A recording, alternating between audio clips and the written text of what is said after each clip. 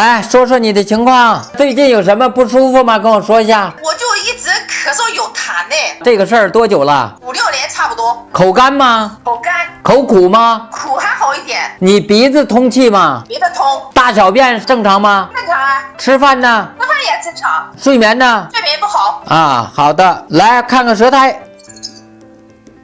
好了，看见了啊，你感觉你的消化还行是吧？消化很喜。好，那我给你出个方子，咱们调一段时间看看效果啊。